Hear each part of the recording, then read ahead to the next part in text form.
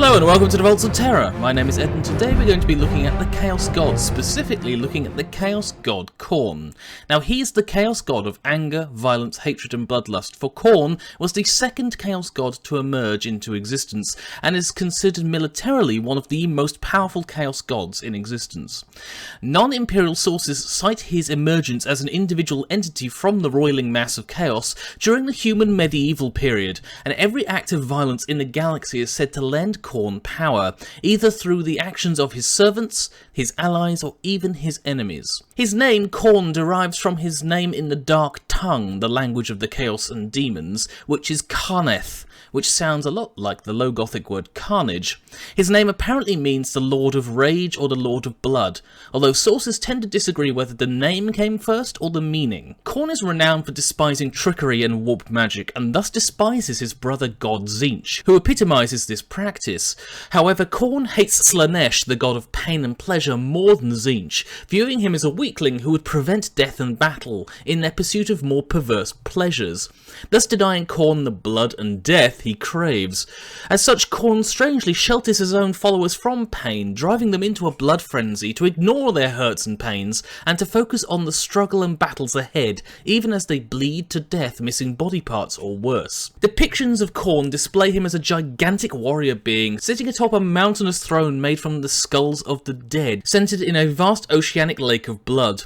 The throne depicts only the skulls of those slain by his champions and the skulls of his champions themselves, with the pile growing ever more mountainous with every passing moment. Perversely, Khorne is said to also epitomize the twisted idea of martial honor and nobility, decreeing that the weak or helpless are unworthy of his wrath or that of his champions, and should not be killed, at least directly. The Lord of Blood would rather they grow into mighty warriors, so their death can impart more power unto him. Now the number 8 is holiest to Khorne, and is reflected both in the organisation of his followers, their warbands, and even the number of syllables that make up his demons' true names.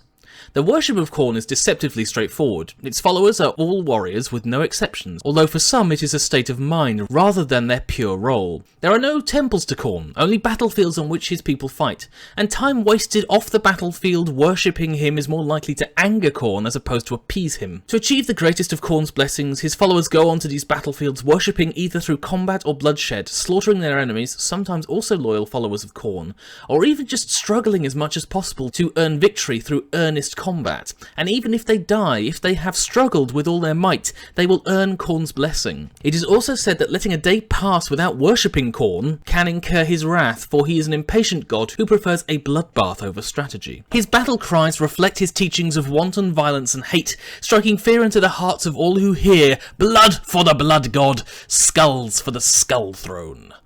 Khorne appeared in the teachings of many religions across the galaxy, and even appeared in pre-imperial records, such as on Fenris, where he is Khorne, a mispronunciation of Khorne's name, and is said to be an evil deity, the offspring of the dark god Horus and the goddess Skrinir. Imprisoned in one of Fenris's volcanic islands, and a source of evil conflict throughout the world. Despite this obviously mangled record, it still shows Khorne's pervasiveness even in primitive societies where violence is always so near. Khorne has many varieties of follower, the most prominent of which are his demons, formed from Khorne's own powers and possessing a bloodlust almost unmatched amongst the demons of the warp. The most powerful of these demons are the bloodthirsters of Khorne, mighty beings said to be unmatched by any other demon in direct battle. They are his greater demons and chief amongst his armies on the battlefield. Bearing the closest resemblance of all demons to the mythological devils from Terra's ancient past, they are gigantic creatures towering over the battlefield, with human bodies, cloven hooves like a bull or goat, leathery wings like a bat, massive bull's horns, and heads resembling dogs, sometimes with a rank matted fur covering their heads, backs, and legs. In their hands they wield a variety of dark blood-stained weapons, usually consisting of a fiery barbed whip and a massive double-headed war axe at the same time. Most aggressive amongst all demons, they are true agents of destruction. The mightiest bloodthirster, Angrath the Unbound, has only been said to have been summoned twice into the material plane, and both times the Imperium has suffered some of its most crushing defeats, with many worlds falling to the bloodlust and battle with this bloodthirster leading the charge. Next in line of power are Khorne's blood letters, named the Naked Slayers, the Teeth of Death, and the Horned Ones. They are the most common type of demon favoured by Khorne, but are still savage combatants in the battlefield. They are humanoid in shape and size, but with hunched backs, taloned, digitigrade legs, and tall crested heads framed by crooked horns, with lipless jaws and long tongues that move like serpents. They appear to either have red skin or completely without flesh, only muscles, with thin yet powerful limbs and huge double-handed swords known as Hellblades, made of a dark blood-drinking metal. Also prevalent are Khorne's flesh hounds, also named the Hunters of Blood, which look like an insane marriage of reptile and canine, with huge noses, savage talons and rending teeth. Once released, they rarely lose their prey, existing purely for the thrill of the hunt, and are said to be set on cowardly warriors who have fled the battlefield or are unworthy of a warrior's death. Finally, amongst Khorne's demons are the Juggernauts, demonic steeds encased in living demonic armour, resembling a gigantic rhinoceros from ancient Terra. Kept in pens, they fight one another for dominance, and will also do the same for any who wish to use them as a mount. Those who fail are crushed, those who succeed get a powerful mount to use against the hardiest of foes, crushing even vehicles beneath its tread. Khorne's armies utilise numerous demonic engines on the battlefield. They are part machine, part demon, of various shapes and sizes, but are all fueled by hatred and bloodlust, seeking battle and destruction of Khorne's foes. Some of the most common engines known to the Imperium are on screen now, including the Cauldron of Blood, the Brass Scorpion, and the Lord of Skulls. Beside his demons and his demon engines are numerous other mortal and immortal forces dedicated to Khorne, most notable being the Chaos Space Marines. There are groups of warriors named Khorne Berserkers, which are usually descended from the traitorous World Eaters Legion, who use chain weapons, usually swords or axes, in battle, fighting in a rage without fear against all the enemies of Khorne. Their blessings allow them to fight in kill even at the cusp of death. There are also numerous warbands, some including Berserkers, some not, dedicated to serving Khorne.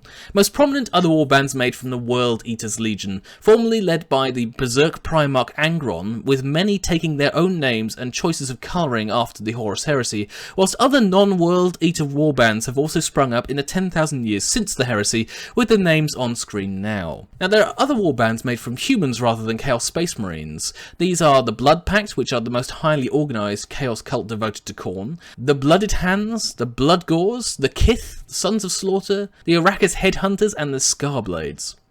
Now, Khorne has many powerful servants, both demon and mortal, who serve him directly. These include the demon prince Angron, the former Primarch of the World Eaters Legion, Kh'bandha, a powerful bloodthirster who has faced Primarch Sanguinius twice during the Horus Heresy, and Khan the Betrayer, a former World Eaters captain and one of the most favoured of Khorne's champions. There are numerous other demon princes, bloodthirsters and champions honoured by Khorne, and he has many gifts for those who remain faithful to his teachings. These gifts or blessings are numerous, such as the physical mutations to increase a warrior's combat prowess or the intimidation they cause on the battlefield, demonic weapons that rage and thirst for blood as much as their wielders, and a pure enhancement of strength, making his warriors able to perform acts that defy their size or frame. Finally today, I want to speak about the Fortress of Khorne. This is actually Khorne's realm within the warp, a monument to rage, fury and blood, its foundations based on combat, war and murder of living beings. It is a blood-drenched realm, constantly resounding with the crash of battle and the bellows of Khorne as he rages. At the fortress's heart, if there could be said to be such a thing, lies the Brass Citadel, where the Throne of Skulls resides. Sitting atop it and gazing out over the realm of war and chaos is Khorne, illuminated by fiery pits fueled by the souls of cowards who ran from the battlefield, dark flames torturing them for all eternity. He at all times carries his sword, known as Warmaker and the End of All Things, amongst its many other titles, a weapon that could destroy worlds with a single blow if Khorne could ever reach them from beyond the warp veil. The fortress itself contains numerous foundries for making weapons of war, manned by warriors who died in peace or in their sleep, shamed for eternity and left to manual labour in the war god's realm. The citadel and the surrounding landscape itself is covered by lakes and rivers of boiling blood, ever fed by the slain in battle, eventually pouring into a bottomless chasm that splits the land in two, made in a moment of pure rage by Khorne striking his sword into the ground and splitting part of his realm in twain. So that's everything I wanted to mention about the Chaos God Khorne today. I hope it's been useful. If you have any comments or suggestions content or more that could be added, please let me know. I just want to let you know about why we've suddenly changed up and have turned to the Chaos God Khorne as opposed to continuing with our minor battles series. That is primarily because I fancy actually covering a more wider ranging subject matter than the more narrow band that I've been following recently, or should I say for the last 5 years. So what I will be doing is expanding the content, so we will have a rotation of numerous different armies, conflicts and such like, although I will try and use a sort of order to keep things vaguely scheduled, so things like the biology of certain races will come as one set and their technology will come as another set of the various races. So hopefully you will find that more interesting, and with a little bit more variety. We will return to the Horus Heresy battles in time, but we just want to shake things up a little bit for now. Also, a quick message to some people out there. Peter, I do appreciate the work you're doing to help save animals throughout the world, but going after Games Workshop for having their models wearing fur is a silly publicity stunt. Please don't do it, and please turn to more worthwhile causes. Thank you very much. In any case, thank you for watching today. See you next time on the Vaults of Terra.